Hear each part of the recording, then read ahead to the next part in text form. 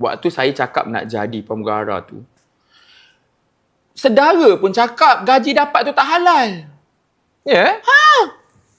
Lepas tu? Ha. Tapi teruskan juga. Kenalah kan. Impian. Impian kot nak tarik lagi. Bagaikan putri. Kita asal kampung. Kan nak tarik beg. So kalau tak halal dan sebagainya. Betul Mano? Betul. Itu adalah tomahan rakyat jelata terhadap cabin crew. Cabin crew. Saya rasa waktu zaman pramugara terlampau tu dah adalah zaman kemasukan yang best-best saya ni pula.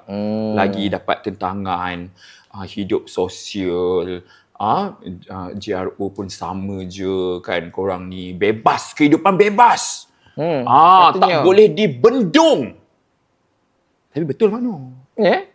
Yes. Ada ke dark side yang mungkin orang awam tak tahu? I rasa dark side orang awam tak tahu tu bukan dia tak tahu. Dia nak kepastian. Ada orang cerita betul lah. Sikit dah cakap, betul lah tu. Dia nak macam tu. Itu je. Tapi sebenarnya memang kehidupan yang korang fikir tu dark side dia tu seperti contohnya terlalu sosial. Yes. Tapi kenapa pekerjaan tu cenderung untuk jadi macam tu? Sebab dia bebas Mano. Dia bukan setakat bebas, dia jauh daripada keluarga. Bukan setakat jauh je, bukan macam Mak Noh belajar dekat Siti Alam. Mak ayah dekat Sungai Besi. Dekat sangat tu. Johor.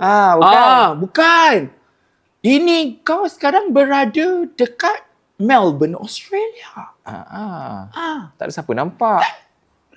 Tak ada siapa tahu. Tak ada siapa tahu. Pergi kelab tiap-tiap malam Mak Noh.